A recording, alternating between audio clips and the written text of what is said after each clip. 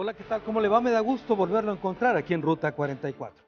Hace unos días, la Suprema Corte de Justicia de la Nación tomó una decisión histórica: autorizar que 4 ciudadanos mexicanos consumieran marihuana para uso lúdico. Aunque se trata solamente para estos 4 compatriotas, la verdad es que algunos analistas consideran que esto es abrir la puerta para que en un futuro pueda despenalizarse el consumo de la marihuana. Es un tema realmente polémico el que tocamos hoy aquí en Ruta 44.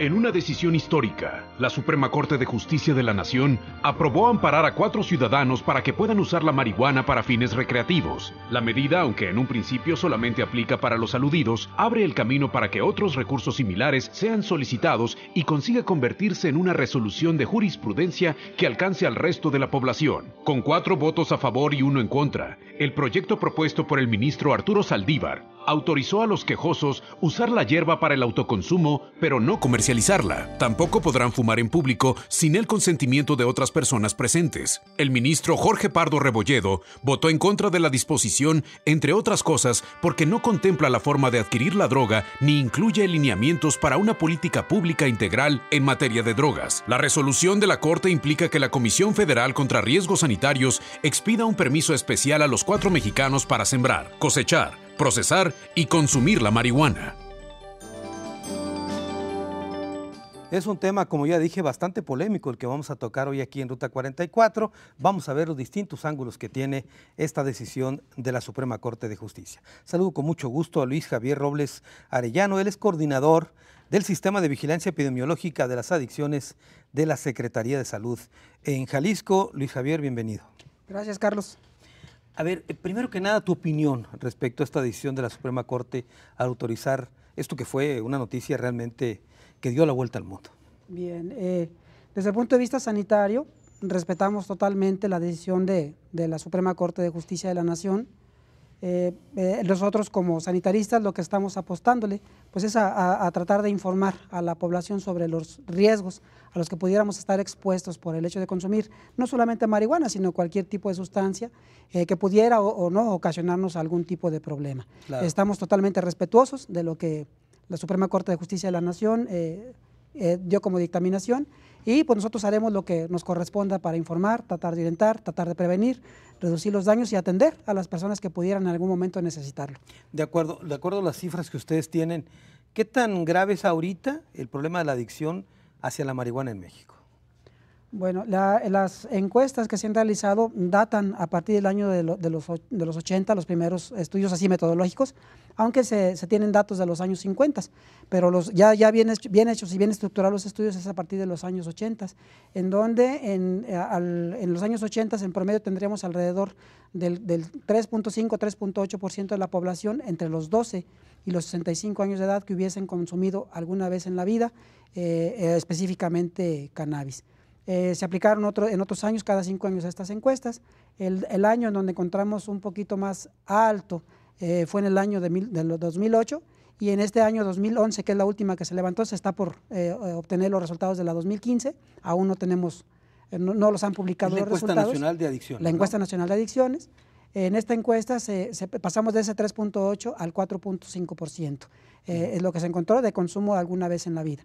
Y de las personas que reportaron consumirla durante los últimos 12 meses, al momento de la aplicación de la encuesta, pasamos de ese 4.5 al 1.8%, es decir, menos de 2 personas reportaron haberla consumido en este patrón de consumo. Y a las que se les preguntó que se consideran como usuarios actuales de esta sustancia, no llegaba al 1%, es decir, solamente el 0.8 fue el dato que dio la encuesta nacional como uso como droga la marihuana. Esas son estadísticas nacionales. ¿En Jalisco tenemos algunas? Sí, esta misma encuesta hace la regionalización no específicas de Jalisco. En Jalisco tenemos otras que varían un poquito, porque varía la muestra y el método en lo que obtenemos nosotros aquí en nuestro estado, pero los promedios no varían mucho de lo que es a nivel nacional. Solamente en el caso del consumo durante los últimos 30 días, es decir, durante el último mes, a nivel nacional es el 0.8, con nosotros fue el 0.9%. Es ligeramente más alto que la media nacional, lo que es en la región en donde se ubica Jalisco, porque así es el método que utilizó los investigadores para esta encuesta. Sin embargo, en el caso en el sistema de vigilancia, donde nosotros llevamos los registros de los pacientes que acuden a un servicio para buscar ayuda, para dejar de consumir cualquier tipo de sustancia adictiva, la marihuana más o menos se mantiene estable. En los pacientes con problemas de consumo de cualquier sustancia, encontramos que a la marihuana, como hace 10 años o 12 años encontramos a la marihuana como la segunda droga, pero como la primera droga de consumo, hablando de las no legales o de las no permitidas, como se le tiene catalogado. Solamente encima estaba el tabaco y el alcohol, en ese orden. Primero alcohol, tabaco, y dentro de las drogas ilegales era la marihuana. Lo que encontramos en los últimos años, hablando del año 2014, seguimos encontrando la marihuana como la tercera droga de mayor consumo, solamente de abajo de las legales, lo que es el alcohol y el tabaco. O la primera ilegal. Sigue siendo la primera ilegal y se mantiene más o menos estable en el registro de los últimos, del año 97 hasta la fecha. Muy bien. Más o menos se mantiene estable. Muy bien, Luis. Vamos a continuar hablando de estas estadísticas. Tengo que hacer una pausa. Después de la misma, charlaremos con otro de nuestros invitados.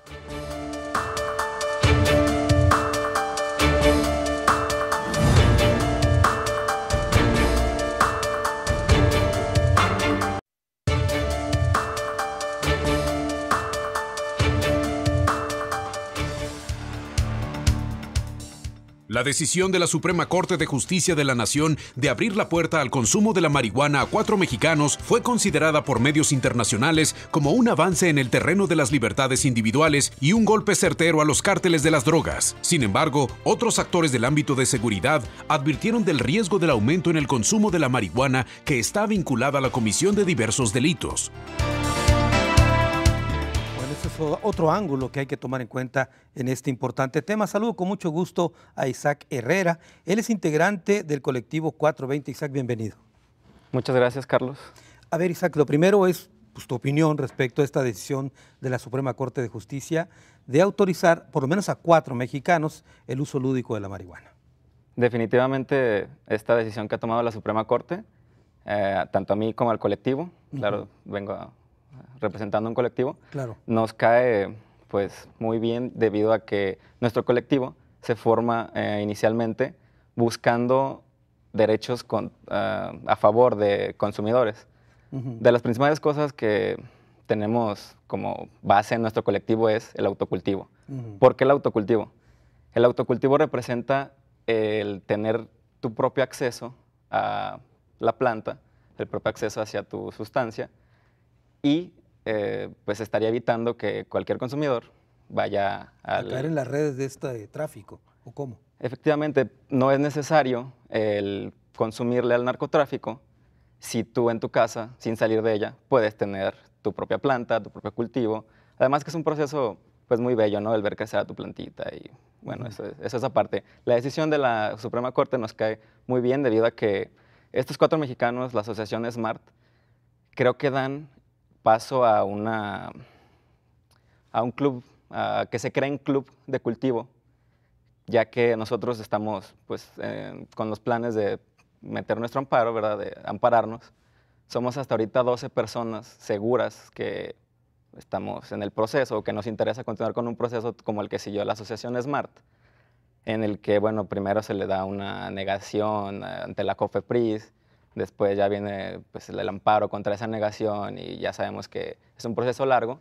Sin embargo, pues ya hay algo en la ley, ¿no? Ya hay algo que ampara a estos 4 mexicanos. Tengo entendido que hace unos días se presentaron otras solicitudes ante la COFEPRIS, como tú estás mencionando, que habrá que explicarle a la gente que nos está viendo. Es la Comisión Federal contra Riesgos Sanitarios. La COFEPRIS recibe esta solicitud para que les autoricen precisamente este consumo. La COFEPRIS niega esto y se van al amparo. Así fue el proceso primero, ¿verdad? Efectivamente, ante la negación de la COFEPRIS se presenta ese amparo. Bueno, ya que se tiene ese amparo, se da el amparo para el SMART. Si otras 4 asociaciones, vaya, quizá fuéramos una de esas, se le aprueba este tipo de permiso, bueno, ya se crea una jurisprudencia que se tendría que respetar a nivel nacional. O sea, sería de aplicación para todos los mexicanos. Para cualquier mexicano, efectivamente. Ajá. Y lo que lo que da este permiso, la puerta que abre este permiso, es a crear los club canábicos, ¿no? El tener nuestro propio control de la planta, hablando como club, digamos, y pues también todos los beneficios que vienen al tener un club canábico, ¿no? Que tienes tu porción, tu dosis segura, y además dejas fuera, no sé, a los menores de edad, ¿no? Porque también tendría que seguirse un tipo de reglas, algunos estatutos de cómo se maneje. Un protocolo. Efectivamente, un protocolo de cómo se va a dirigir este grupo o este club canábico. Ahora, Isaac, habrá que explicarle también a la gente que nos está viendo que esto que está viviéndose en México no es privativo de nuestro país. En otras naciones también se está dando esta polémica, este debate y esta apertura para el consumo de la marihuana, ¿no? Afortunadamente ya la Corte hizo avances, ¿no? En estos últimos meses se ha dado avances, no sé, también en el lado medicinal Grace tuvo una aprobación de algún juez. Entonces, una niña que requiere una dosis de marihuana para de un problemas extracto, epilépticos, ¿no? Efectivamente, un extracto de marihuana es la primera mexicana que se le aprueba. Eso es el lado medicinal. Claro. Nosotros damos un poquito más del uso lúdico, del autocultivo más que nada. Y pues sí, digo, nos estábamos quedando muchísimo, muy atrás en cuanto a reglas o regulaciones sobre la cannabis. Y qué bueno que ya esté avanzando en ese tema. Te decía que en otros países, que en Estados Unidos varios estados de la Unión Americana ya lo han aprobado. En Uruguay también tengo entendido, ¿no? Efectivamente, completamente Uruguay controla todo lo que es producción, distribución y... Pero ahí ese es el venta. Estado, ¿no? El que provee. Efectivamente. En Uruguay es totalmente el Estado el que tiene el control sobre la marihuana. Ustedes lo que proponen es que permitan que ustedes cultiven y no que no sea el Estado el que provea, sino ustedes mismos. Históricamente en México no se han tomado buenas decisiones, creo yo, en cuanto a regulaciones. Entonces no hay que dejarle todo al Estado. Si también nosotros podemos tomar responsabilidad sobre nuestro consumo, pues qué mejor, ¿no? ¿Por qué no nosotros mismos controlar lo que estamos consumiendo? Ahora, con reglas muy claras, como tú dices, Isaac, es decir, con reglas claras para el autoconsumo, evitando el tema de los menores, etcétera, ¿no? Es uno de los temas que se evitan, el acceso a menores. También, bueno, hay cifras que la marihuana, aunque no es lo que más dinero les da a los grupos de crimen organizado, es lo que más se vende. Entonces, le llega a más personas y es donde el narco tiene acceso a más personas a través de la marihuana. Porque, no sé, le estaremos quitando mucho. Muy bien. Bueno, pues vamos a continuar. Nada más una pregunta respecto a este tema del autocultivo. Me dices que son 12 ahorita aquí en Jalisco, pero ¿tú tienes noticia de otros grupos parecidos al tuyo que se estén formando en otras regiones de México? Sí, definitivamente puedo mencionarte el caso de Vallarta, Ciudad Guzmán. Hay diferentes ciudades que ya también empiezan a formar ese tipo de movimientos, que lo que estamos buscando es eso, ¿no? Que se nos permita autocultivar. Muy bien, más adelante entraremos con más detalles sobre este tema. Bueno, hemos escuchado a nuestros dos invitados. Quiero aclarar que había un tercer invitado. El fiscal central Rafael Castellanos había confirmado su participación para venir a hablar de los datos que en los últimos días proporcionó la Fiscalía respecto pues, a lo que consideran un error haber aprobado este tema de la marihuana, porque ellos dicen que aumentaría los delitos. Es un tema realmente importante que merecía la presencia del fiscal. No pudo venir, seguramente por otros asuntos más importantes que este tema de salud. Volvemos después de la pausa.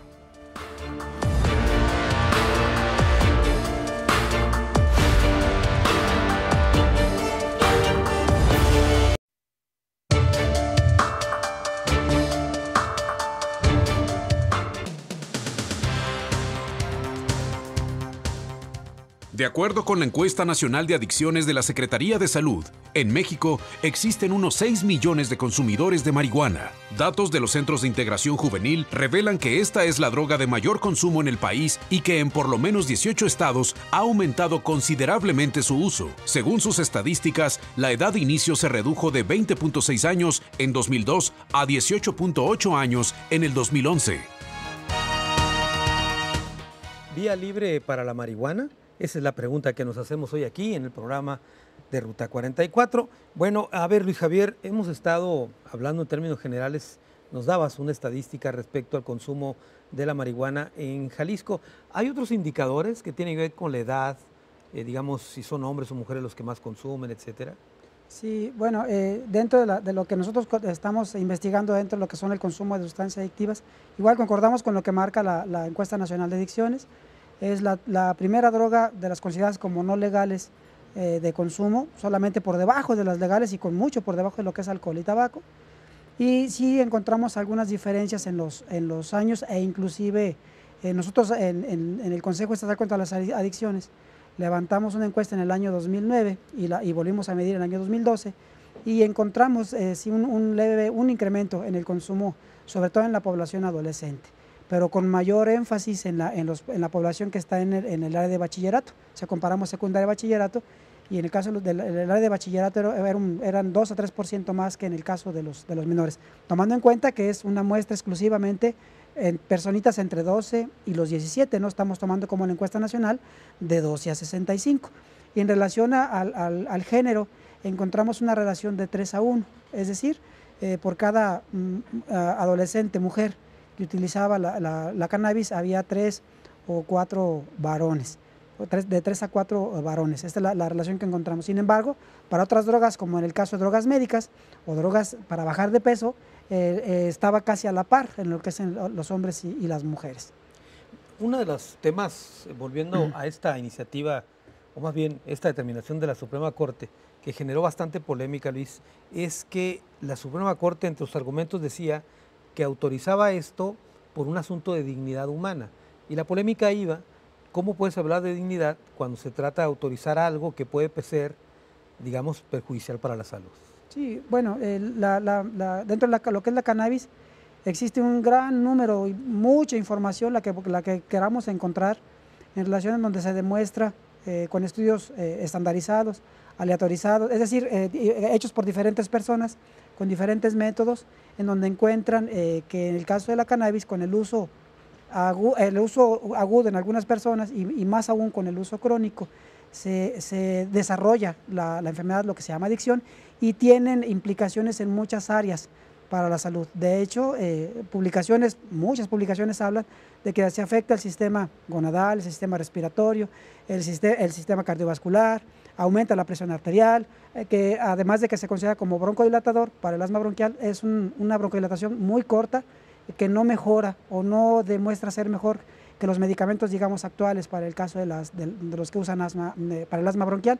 También se ha demostrado que mujeres en edad fértil o que están embarazadas y que se exponen al humo de la marihuana, igual que en el tabaco, el peso del recién nacido se reduce, no tanto como el tabaco, tal vez porque fuman menos marihuana que tabaco, y además la mezclan, que es uno de los factores que se tienen que estandarizar muy bien, ver el factor atribuible. El bebé nace con menos peso y con mayor susceptibilidad de padecer enfermedades de tipo respiratorio. Eso es solamente al momento de nacer. Y a largo plazo, los estudios que se han hecho en el área de pediatría, encontramos que tienen un poquito de más dificultad en adaptarse socialmente, es decir, ser un poquito más rebeldes, tienen un poquito de menor capacidad de retención de información que aquellos que no estuvieron expuestos. Pero debemos de ser abiertos también de que pues deben de tomarse también factores externos que pudieran estarse modificando por esto en cuanto a esto que se ha encontrado en el uso de la marihuana. Muy bien, Luis. A ver, Isaac Herrera, antes que nada, si quieres comentar algo de lo que dijo Luis hace un momento, te quiero preguntar, ¿por qué Colectivo 420? ¿Por qué se llama así tu organización? Bueno, somos 420 Guadalajara. El 420, el número, se refiere tanto a una hora como a una fecha. A ver, dime la hora. ¿Por qué? Las 4:20. ¿Por qué las 4:20? Hay una historia de dónde viene el 4:20 que adolescentes en alguna escuela de Estados Unidos se juntaban después de clases a esa hora en específico a prender su cigarrillo de marihuana, a prender su porro. De ahí viene la hora, ¿no? La hora en la que estas personas se juntaban. De ahí se fue haciendo un poco pues, más famoso, se fue distribuyendo entre todo el país esa hora y pues se quedó como una hora. Esa misma hora se tomó en el formato de las fechas americanas, el mes 4, el día 20 de abril, como un día de festejo, de festival, para dar a conocer la planta, ¿no? Para culturizar a las personas que todavía tienen mala información o información que está inclinada hacia la prohibición. Pues esa fecha se conmemora como la fecha para dar a conocer información verídica sobre la planta, no es sobre el día, es el día de la marihuana. Y toma el mismo contexto del 420. Efectivamente, sí, de ahí tomamos el nombre. A ver, escuchamos ahorita de parte de Luis Javier, desde el punto de vista médico, los riesgos de consumir marihuana. Tú tienes otra visión, ¿por qué no la expones? Definitivamente, en nuestro colectivo, un ejemplo, porque somos un gran número de personas en Facebook, ¿no?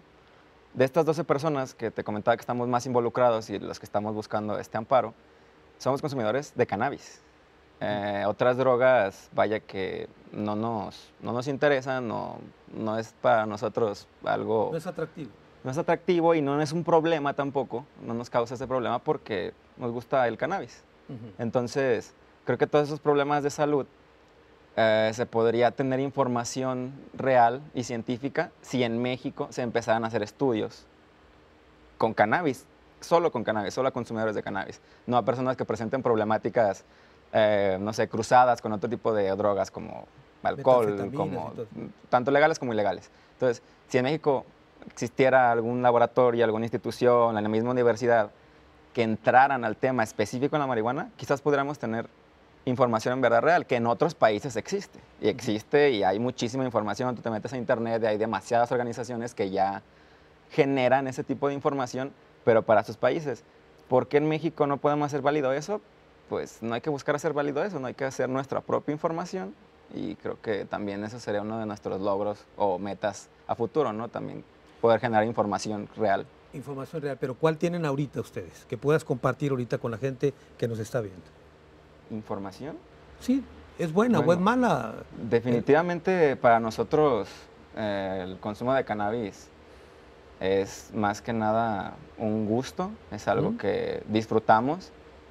Se puede ver como una adicción ya que, pues, no sé, es una droga, pero para nosotros no lo es así, ya que es un beneficio más que una adicción. Es algo que, exacto. ¿En qué les beneficia? Porque es algo que disfrutamos, es algo que se disfruta, es algo que haces en tus tiempos libres, es algo que, no sé, cualquier persona tiene el derecho a decidir qué hacer con su tiempo libre. Nosotros, una de nuestras tantas actividades, no solo es esa, es la consumir y crecer también la planta, ¿no? Entonces, no lo vemos como un problema de salud porque para nosotros no es un problema. Es más que nada algo que disfrutamos hacer y que pues nos gusta. Muy bien, tengo que hacer una pausa, regresamos con este tema.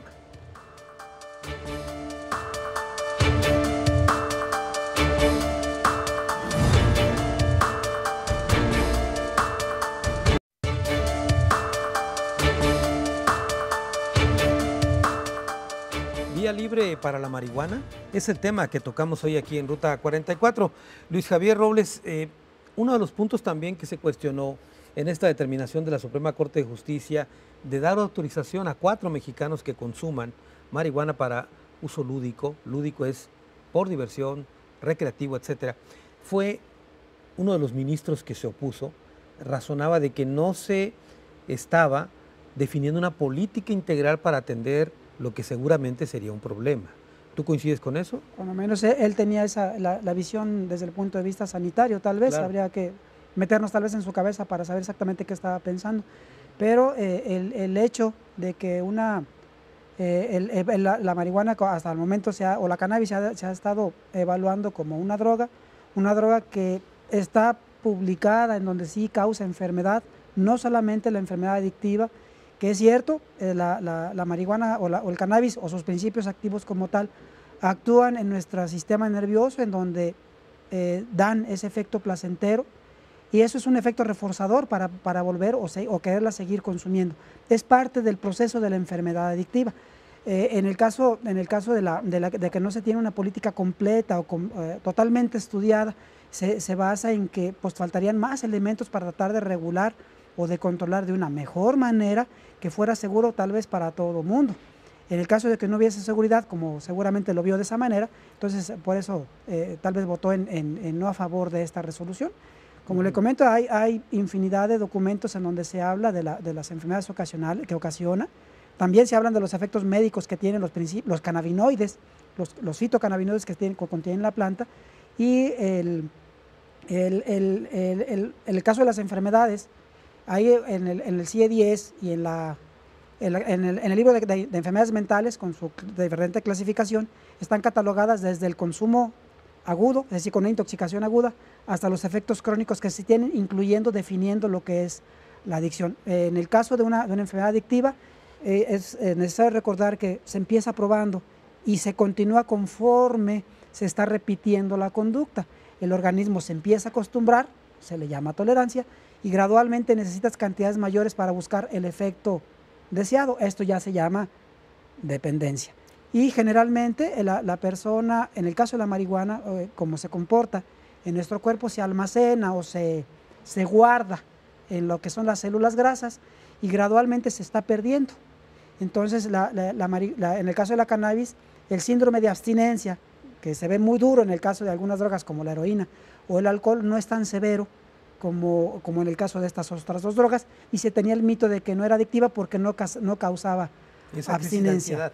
Sin embargo, esto explica el por qué las personas que consumen de forma crónica esta sustancia pueden tener lo que le llaman flashbacks o fenómenos de reviviscencia. Es decir, que sin haber consumido vuelven a sentir el efecto de la marihuana porque del estar almacenada se libera otra vez al torrente sanguíneo, llega al cerebro y hace el efecto nuevamente. Hace un momento, bueno, lo has repetido un par de ocasiones, me gustaría que lo aclararas. Hablas de un consumo agudo y un consumo crónico. ¿Cuál es la diferencia? En el caso del consumo agudo es que una persona pueda tener síntomas de intoxicación.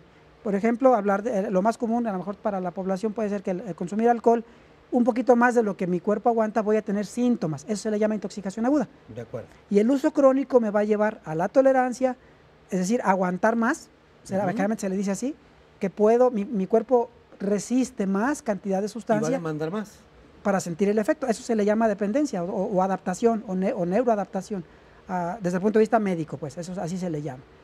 Y de forma crónica, pues va a empezar a descomponer varios órganos, aparatos y sistemas que van a presentarse esos síntomas por el consumo crónico. En el caso de lo que se habla del sistema nervioso central, se habla de que el consumo agudo, bueno, puede reducir el aprendizaje, pero mantiene la memoria. Puede reducir la capacidad de retener información en corto tiempo, pero la información que ya está ahí se mantiene. Puede reducir dolores, mejora el hambre, retira el sueño. En algunos está catalogada como una sustancia de tipo depresora, sin embargo, aparentara dar un efecto de tipo excitatorio. Sin embargo, si medimos tiempo, reacción, habilidad de conducción, algunas de estas funciones se pueden ver modificadas, y de ahí de que puedan generarse mayor riesgo, habría que demostrarse todavía, como dices en nuestro México, habría que demostrarlo, aunque otros países ya lo hicieron, en que puedan presentarse accidentes o actividades en donde la persona no pensaba hacerlo, sin embargo, la sustancia modifica la forma de pensar, la forma de razonar y el actuar, hablando desde el punto de vista de farmacodependencia, ¿verdad? Muy bien, Luis. A ver, Isaac, ¿ustedes sabían todo este tipo de situaciones médicas o simplemente no las consideran que sean ciertas? Sí estamos informados en cuanto a los riesgos que contrae el tener el consumo seguido sobre esta sustancia. Sin embargo, si México va a dar un paso adelante y va a empezar a crear leyes, porque considero que ya no es el si se va a hacer o no, sino cómo se tiene que hacer, hay que tomar decisiones. Es algo que no va a haber reversa, va para allá. Y hay que tomar el buen camino, ¿no? El camino, eso es también parte del colectivo, lo que se dedica, ¿no? a informar sobre la política. Queremos que tome un buen camino. Y bueno, ¿quién va a ser el que haga estas leyes? Las personas que lo estudian el problema desde fuera, como académicos, doctores, juristas, los diversos campos de estudio, o las personas que estamos cerca de la sustancia, cerca de la planta, que la consumimos. Creo que nosotros somos los expertos usuarios.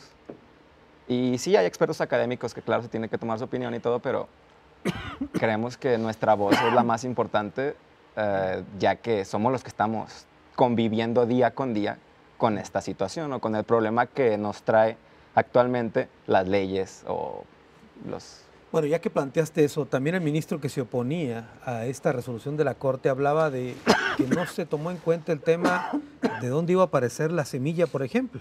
Es decir, le permiten a estas personas, a estas 4, el autoconsumo, pero no se autoriza la compra, por ejemplo, la comercialización. ¿De dónde vendría la marihuana? ¿Es cuando empiezan ustedes el autocultivo?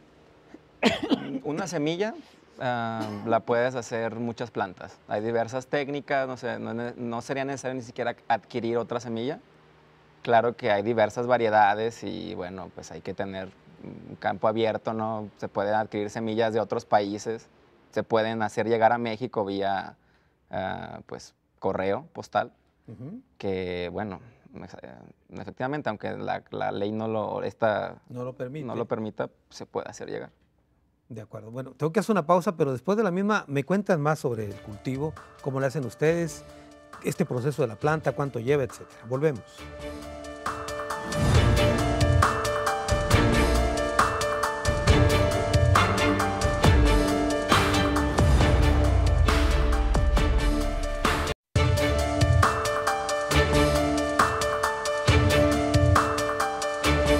Vía libre para la marihuana, ese es el tema que tocamos hoy aquí en Ruta 44. Luis Javier, hablaste tú de las repercusiones a la salud del consumo de la marihuana. El fiscal general había hablado, dado estadísticas respecto a que un buen número de delitos se cometen bajo el influjo precisamente del consumo de drogas. Y él hablaba particularmente de la marihuana. ¿Tienes tu datos respecto a esto? Es decir, ¿está clínicamente documentado que puede existir lo que tú hablabas hace un momento, que la gente pierda la noción de lo que está haciendo? Bueno, de lo que nosotros tenemos datos estadísticos es de menores en problemas con la ley o menores infractores. Es lo que nosotros llevamos de registro. No así en penitenciarías, que yo creo que el fiscal es el que tiene la mejor información. Nosotros en los casos que llegan a estos centros tutelares para menores, alrededor del 80-85% tiene el antecedente de haber consumido alguna sustancia adictiva. Y de cada 100 de estos menores que ingresan, alrededor del 33%, 34% cometieron el delito bajo el influjo de alguna sustancia adictiva. Claro. Y en relación a las sustancias que se encontraron como positivas en los menores, obviamente con una encuesta, no se les pica ni se les mide con antidoping, que eso tengo que tenerlo claro. La primera droga que se encontró referida por estos menores fue la marihuana. De estos que llegaron que cometieron el delito bajo el efecto de alguna sustancia adictiva, casi el 60% tenía el antecedente de que lo hizo bajo la marihuana, inclusive por encima del alcohol, inclusive por encima de los que son los inhalantes. Eso es lo que nosotros encontramos. Habría que definir muy bien si fue solamente con marihuana o con alguna otra, pero el antecedente se tiene. También se habla en el caso de los adultos, pues que muchos de ellos pudieran estar ahí por delitos contra la salud, en donde pues se criminalizaron por el hecho de haberse consumido, y es estamos en el contexto desde el punto de vista sanitario, lo reconocemos o se reconoce como una enfermedad, y obviamente un enfermo lo que menos necesita es cárcel, lo que menos necesita es castigo, lo que más necesita es ayuda, apoyo, aquellos que ya desarrollaron la enfermedad. Aquellos que todavía no, bueno, informar, orientar y tratar de mostrar lo que científicamente se está encontrando con relación tanto a los efectos negativos que se tienen como a los efectos positivos que se pudieran tener por obtener alguno de los fitocannabinoides en forma específica para X o Y enfermedad. ¿Quieres decir tú que lo único positivo que traería esto es en el ámbito de la medicina? Con el uso, cuando menos como lo vemos nosotros desde el punto de vista de uso lúdico, muy respetable, lo que nosotros podemos ver es que aumenta el riesgo de desarrollar la enfermedad de la adicción y con ello pues lo que puede acarrearse. Lo que vemos desde el punto de vista de utilidad de la cannabis es de que no solamente tiene delta 9 tetrahidrocannabinol como principio activo solo, tiene varios cannabinoides que muchos de ellos aún no conocemos completamente, ya se saben cuáles son, tal vez dónde actúen de alguna forma, pero no se sabe completamente qué efectos benéficos se tiene, no se ha aislado completamente. Hay algunos ya inclusive de tipo sintético, es decir, generado en un laboratorio con la molécula parecida al delta 9 tetrahidrocannabinol y se sabe exactamente para qué son de utilidad. Inclusive claro, en algunos hospitales ya en Guadalajara se utilizan para aquellos pacientes con cáncer terminal, te hablo de niños, es el antecedente que yo tengo, de niños y mejoran. Claro. Inclusive tienen efectos positivos. De ahí la postura de que hay que investigarse, hay que utilizar en forma correcta, como se hace con el opio, claro, con los medicamentos opiáceos. Muy bien.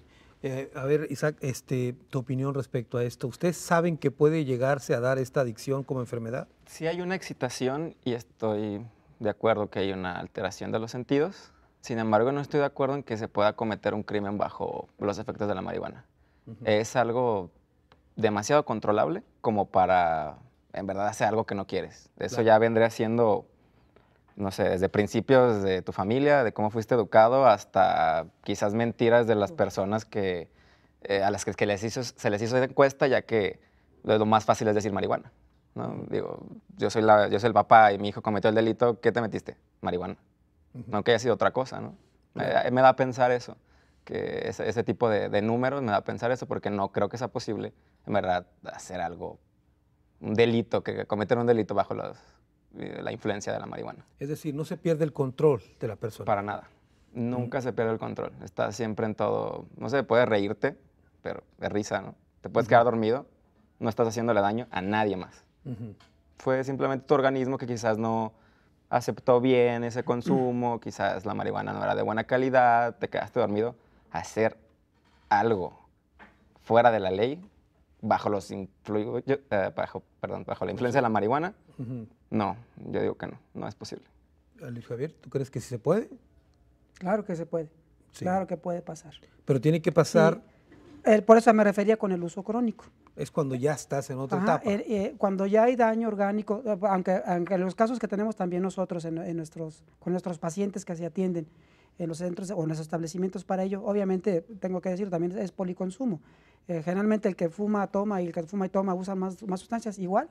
En el caso de los pacientes que nosotros recibimos, alrededor de los que iniciaron con marihuana o con cannabis, alrededor del 90% consumen una segunda. Estoy hablando de pacientes que ya acuden a tratamiento, es decir, ya tienen un historial de uso. Claro. No es que hayan los que inicialmente probaron y ya están en tratamiento. La adicción se desarrolla conforme se está repitiendo la conducta. Igual tengo que ser claro en esto, no todas las personas que consumen marihuana desarrollan la enfermedad. Claro. De hecho, alrededor del 33%, hay reportes entre el 20 y el 33%, y hay algunos otros reportes que hablan desde el 10% de las personas que consumen marihuana pueden desarrollar esta enfermedad. Habrá otro gran volumen que no, claro, pero es un volado, es un albur. También hay datos sobre que la marihuana ayuda al síndrome de abstinencia para el control o la rehabilitación sobre otras drogas tipo heroína. Drogas duras, sintéticas, que en verdad te crean una alteración muy grave a tu organismo, a tu cerebro. Las personas que ya tomaron la decisión de rehabilitarse, una de sus opciones es el cannabis. ¿Por qué? Pues porque te va aligerando, los efectos que tuvo esa droga fuerte, ¿no? Entonces, incluso como parte de una terapia. Sí, claro, se combina con una terapia, ¿no? Pero la marihuana se usa para eso, para atacar ese tipo de síntomas.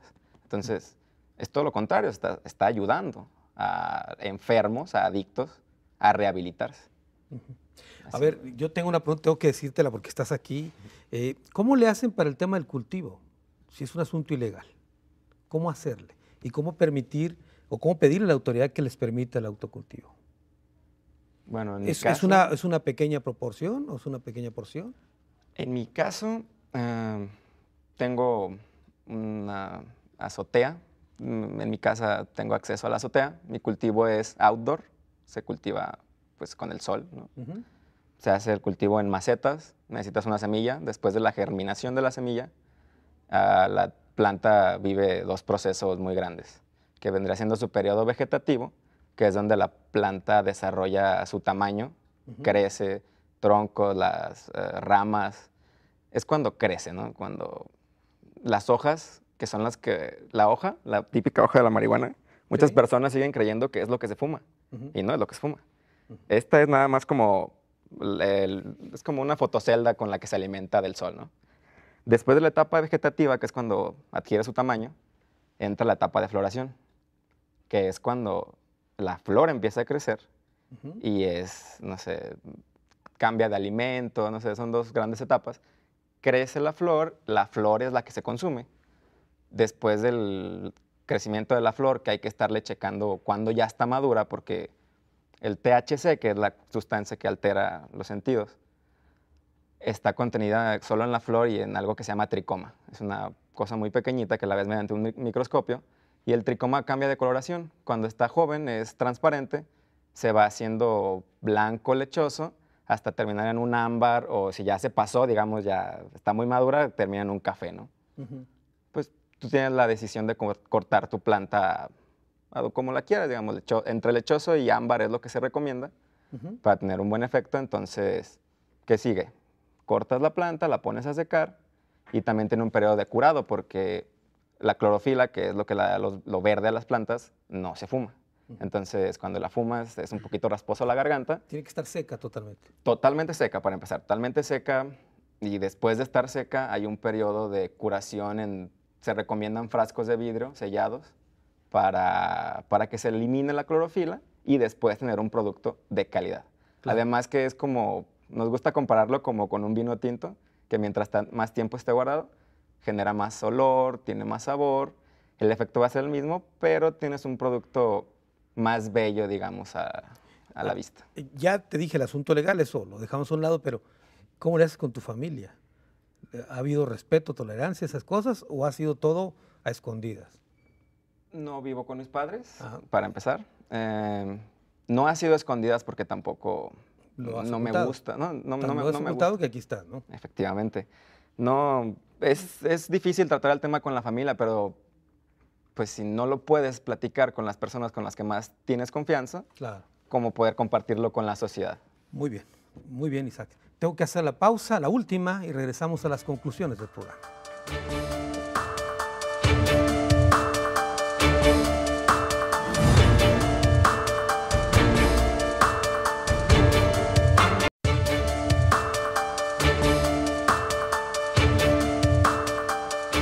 Vía libre para la marihuana es el tema que tocamos hoy aquí en Ruta 44. Estamos llegando a la parte final de este programa, que siempre será un importante debate. Vamos a las conclusiones. Comienzo contigo, Luis. De acuerdo. Bueno, con esto yo creo que podemos concluir que la marihuana es un tema actual que se debe de revisar muy bien, desde todos los ámbitos, desde todos los puntos de vista.